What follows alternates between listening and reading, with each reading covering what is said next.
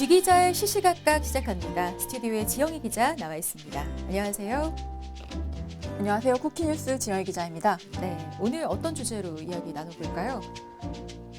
네, 사상 초유의 온라인 계약 이후 학생들이 온종일 스마트 기기에 노출되면서 정서, 언어적 사이버 폭력, 그리고 개인정보 유출 등에 대한 걱정의 목소리가 높아지고 있습니다. 특히 학교 폭력이 사이버 공간으로 집중되는 것 아니냐는 우려도 제기되고 있는데요. 과도한 스마트폰 사용으로 이어지는 여러 문제들에 대해서 관련 상황을 살펴보겠습니다. 네, 지난달 20일 초등학교 1에서 3학년까지 온라인 계약에 돌입을 하면서 역사상 처음으로 모든 초중고교생들이 원격 수업을 받는 시대가 열렸습니다. 온라인 계약으로 인해서 그동안 스마트 기기 접촉을 좀 제한해왔던 많은 가정들에서 어쩔 수 없이 허용할 수밖에 없는 상황이 되었는데요. 이로 인해 많은 문제점들이 좀 야기되고 있죠. 상황이 어떤가요? 네, 온라인 계약에 따른 스마트 기기 중독 문제에 대한 학부모들의 걱정 어린 목소리가 나오고 있습니다. 가장 큰 걱정은 과다 몰입인데요. 정부가 지난 2월 발표한 2019년 스마트폰 과의존 실태조사 결과에 따르면 국내 유아아동의 22.9% 그리고 청소년의 30.2%가 과의존 위험군으로 집계됐는데요. 과의존 위험군이란 스마트폰 사용 통제력을 상실하거나 일상적 생활에 문제를 일으킬 수 있는 수준이라는 의미입니다. 네, 그러니까 실내에서 대부분의 시간을 보내는 유아동 청소년들의 이 스마트폰 과의존 위험성이 좀 심화될 것으로 예상이 되는데요. 이런 문제를 해결하기 위해서는 교육 목적 외에 다른 기능들을 좀 규제할 수 있어야 할 건데 현실은 좀 그렇지가 못하다고요? 네, 맞습니다. 아이들이 게임이나 유튜브 등의 무방비로 노출돼도 제한할 수 없는 상황인 경우가 많습니다. 원격 수업 플랫폼에 올라온 유튜브 동영상 콘텐츠 등 상당수가 유튜브 키즈 계정에 접속을 지원하지 않아서 어쩔 수 없이 일반 계정을 만들어줘야 하는 경우가 많은데요. 학생들이 손가락으로 딱 한 번만 클릭하면 언제든지 유해 콘텐츠에 노출될 수 있는데도 학교에서 편의성을 이유로 유튜브 일반 계정을 통해서 원격 수업을 진행하는 상황이 많습니다. 또 실제로 원격 수업 채널로 활용되는 유튜브 일반 계정은 키즈 계정과는 달리 실시간 게임 스트리밍 서비스 등 학습을 저해할 수 있는 콘텐츠가 다수 업로드되고 있는 것으로 나타났습니다. 특히 특정 키워드를 입력하기만 해도 성인 콘텐츠에 무방비로 노출되기도 합니다. 그러니까 요즘 사회적 이슈로 떠오른 N번방 사건의 피해자, 가해자의 상당수가 사실 미성년자였던 것을 감안해 보면 이 스마트 기기를 통한 무방비 노출 신경 쓰일 수밖에 없는 상황인데요. 자, 해외의 경우에는 수업에 쓰이는 그 스마트 기기가 각종 보안 위협에 노출되는 그런 문제도 있었다고 하더라고요. 네, 미국의 한 고교에서 화상회의 서비스를 이용해서 원격 수업을 진행하던 중 신원을 알 수 없는 이용자가 들어와서 욕설을 퍼붓거나 음란물 이미지를 올린 사건이 잇따라 발생했습니다. 네. 보안 사고가 터지면서 미국의 각 지역 학교와 독일, 대만 등 정부는 이 화상회의 서비스 사용을 제한하기도 했습니다. 하지만 국내에서는 아직 정부 차원의 사용 금지 움직임은 없습니다. 네, 뭐 그렇다고 이제 국내에서도 안심할 상황은 아닐 텐데요. 최근 온라인 계약이 진행된 가운데 그 이를 노리는 악성 코드 공격도 있었다고 하더라고요. 무슨 일인지 좀 자세하게 상황 설명해 주시죠. 네, 국내의 한 보안업체는 지난달 원격 수업과 관련한 파일 다운로드를 위장한 피싱 사이트에서 블루크랩 랜섬웨어를 유포하는 사례를 발견했다고 밝혔습니다. 랜섬웨어는 시스템을 잠그거나 데이터를 암호화해서 사용하지 못하도록 한 뒤 이를 풀어주는 대가로 금전을 요구하는 악성 프로그램입니다. 공격자는 먼저 보안이 취약한 웹서버를 해킹해서 자신이 만든 원격 수업 관련 프로그램과 파일 다운로드 위장 피싱 웹페이지를 업로드했는데요. 이후에 사용자가 원격 수업에 필요한 프로그램이나 파일을 찾기 위해서 구글 클래스룸, 웹캠 드라이버 등의 검색어를 입력하면 검색 사이트의 결과에 해당 피싱 사이트가 노출되도록 유도했습니다. 사용자가 피싱 사이트에 접속하면 파일 다운로드 링크를 사칭한 콘텐츠가 나타나는데요. 만일 파일을 내려받은 뒤 압축 파일을 실행하면 블루크랩 랜섬웨어에 감염되게 만든 겁니다. 그렇군요. 그러니까 만약에 사용자가 무심코 내려받은 그 압축 파일을 실행을 하면 블루크랩 랜섬웨어에 감염되는 만큼 정말 각별한 주의가 필요할 것 같습니다. 자, 이 같은 피해 예방하기 위해서는 어떻게 해야 할까요? 네, 피해를 예방하기 위해서는 수업 관련 파일 다운로드 시 공식 사이트를 이용해야 합니다. 또 OS 및 인터넷 브라우저, 응용 프로그램, 오피스 등의 프로그램을 최신 버전으로 유지하고요. 보안 패치를 적용해야 하고 백신 프로그램을 최신 버전으로 유지하면서 추가적인 검사를 해야 됩니다. 중요 데이터는 별도의 보관 장치에 백업해서 놓는 것도 잊지 않아야 합니다. 네. 또 최근에는 SNS, 유튜브 또 여러 커뮤니티 등에서 온라인 수업 관련 꼼수를 전달해주는 그런 콘텐츠들이 좀 성행하고 있다고 해요. 온라인 수업을 들어야만 출석이 인정되는 그런 상황이다 보니까 이 같은 꼼수가 좀 생겨난 것 같아 보이거든요. 네, 지난 4월 21일 유튜브에는 EBS 온라인 클래스 안 듣고 학습 완료하는 법이란 제목의 영상이 올라왔습니다.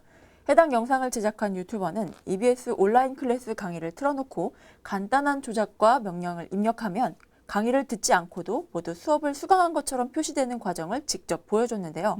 이 영상에서 유튜버는 관련 인터넷 브라우저를 띄운 다음에 키보드를 한 번 누르고 마우스를 3번 클릭했고 이후 명령 하나를 입력하자마자 학습 종료 버튼을 누를 수 있는 창이 생겼습니다. 네. 이 과정은 불과 30초밖에 걸리지 않았고요. 그렇군요. 그러니까 이런 식으로 눈속임이 진화가 돼서 수업을 좀 불성실하게 듣다 보면 결과적으로는 학습 부진으로 나타날 수밖에 없을 텐데요. 자, 이런 꼼수 학습 방지할 수 있는 그런 방법은 없을까요?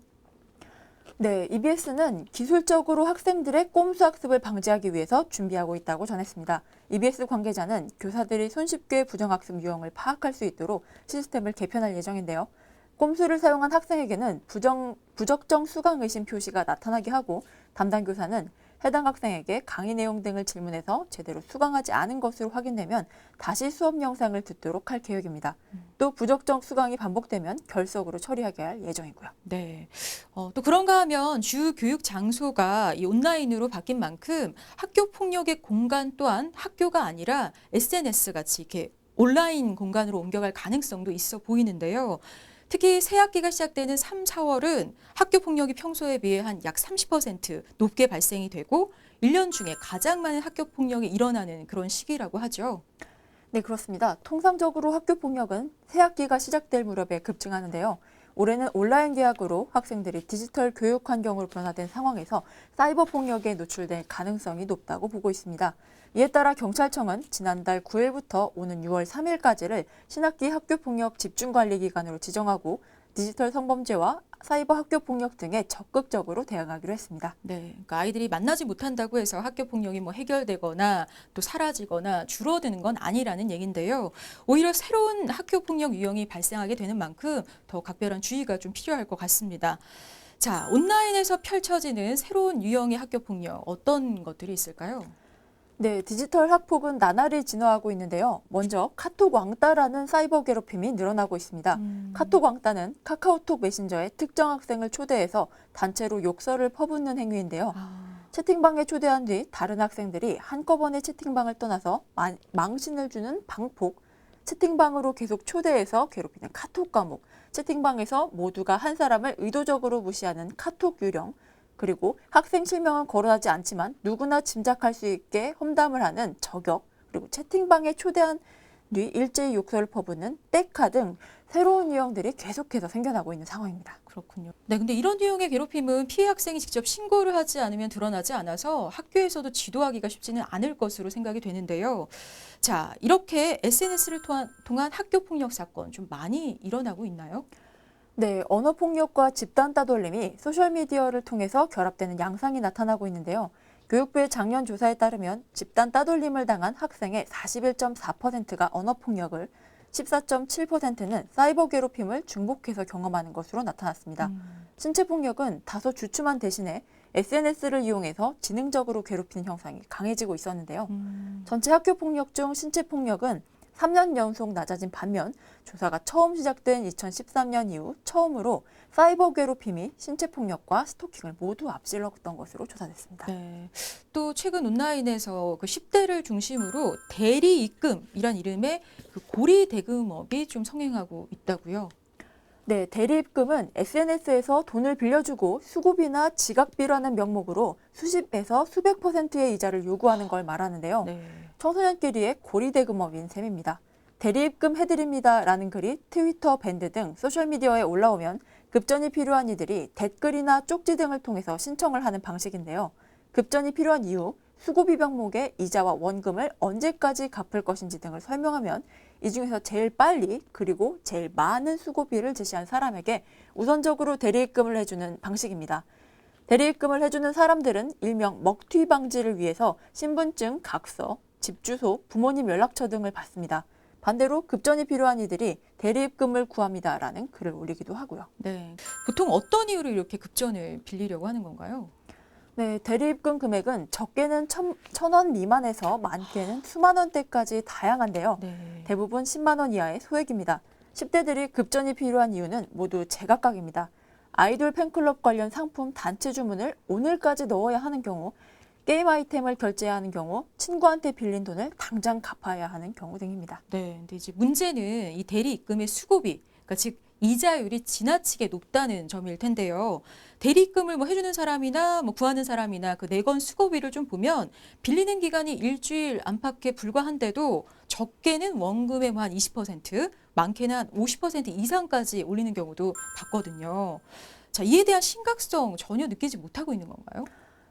네, 대리입금의 원금 자체가 소액이다 보니 이자율이 높아도 이에 대한 심각성을 느끼지 못하고 있는 경우가 많은데요. 약속된 날짜까지 돈을 갚지 못할 경우 지각비까지 추가되는 경우도 있습니다. 이 역시 사람에 따라서 천차만별인데 하루에 1,000원을 받는 사람도 있고 시간당 5,000원을 받는 사람도 있습니다. 돈을 빌려놓고 갚지 않는 경우도 흔합니다. 학생증이나 집 주소, 부모님 전화번호와 같은 개인정보는 물론 트위터 등 소셜미디어를 얼마나 열심히 이용하는지까지 확인하지만 먹튀 앞에서는 속수무책이라는 겁니다. 모두 도용이 가능하기 때문입니다. 네. 근데 이제 얘기를 쭉 들어보니까 디지털 학폭, 그러니까 사이버 불링 같은 경우가 정말 유형이 다양하고 생각해보면 굉장히 악질적으로 괴롭힐 수 있는 그런 유형들이다라는 생각이 드는데요. 특히나 학교 폭력을 경험한 한 5만 명 학생 가운데서 직접 이렇게 물리적인 폭력이 아니라 이런 식으로 정신적으로 스트레스를 가하는 사이버 불링을 당했다는 응답이 10.8%라고 하니까 이게 상당히 좀 만연해 있다고 봐야 되겠죠. 네, 그렇습니다. 디지털 폭력과 물리적 폭력 모두 피해자가 받는 고통은 크지만 문제는 디지털 폭력은 어른들이 눈치채기가 더 어렵다는 겁니다. 포스트 코로나 시대를 맞아서 학교 폭력 대응도 변해야 할 것으로 보입니다. 네, 그러면 이제 디지털 학교 폭력을 좀 예방하기 위해서 경찰은 어떤 방안을 좀 내놨습니까? 네, 경찰은 오는 6월 9일까지 신학기 학교 폭력 집중 관리 기간을 운영할 계획인데요. 교육부의 온라인 수업 플랫폼을 적극 활용한다는 계획입니다. 각 학교의 온라인 수업 형태를 파악해서 일방향 수업일 경우 온라인 게시판에 학교 폭력 예방 홍보 교육용 자료를 게시하고 교사와 학생이 실시간 소통하는 양방향 수업이라면 학교 전담 경찰관을 투입해서 학교 폭력 예방 교육과 소통 창구로 활용하는 방식입니다. 특히 텔레그램 N번방 사건으로 불거진 디지털 성범죄 예방을 위한 특별 교육도 실시할 계획인데요. 범죄 유형별 실태와 수사 사례 그리고 신고 절차 등을 학교 전담 경찰관이 강의를 통해서 안내할 예정입니다. 네. 아울러 경찰은 위기 청소년 선도 보호 활동도 전개하는데요. 유관기관과의 협력과 SNS를 통해서 학교 가정 밖 청소년 등 위기가정 청소년을 발굴하고 영상통화 등 비대면 창구를 이용해 면담 활동을 계속할 계획입니다. 네, 건전한 스마트 기기 사용 문화 정착을 위해서 교육청의 움직임도 좀 바쁠 것 같은데요. 교육청에서는 어떤 대책들 좀 강구하고 있습니까? 네, 대전교육청도 생활지도 방안을 마련해서 학교와 가정에 배부했습니다. 보호자들이 자녀의 온라인 학습에 관심을 가져줄 것과 온라인 계약 생활 수칙을 지키기, 그리고 온라인 수업 영상을 캡처, 편집, 유포하지 않기, 사이버 공간에서 인격 존중 예절 지키기 등의 내용을 담고 있습니다. 세종교육청은 111 사이버 폭력 예방 교육을 통해서 사이버 집단 따돌림 방지와 개인정보 유출 심각성 등의 예방 교육을 진행하기로 했고요. 하루에 한 번, 그리고 첫 원격 수업 시 1분 이상 교육을 시행하는데요. 사이버 집단 따돌림과 개인정보 유출, 거짓정보 유포, 명예훼손과 모욕 등을 주요 내용으로 다루고 있습니다.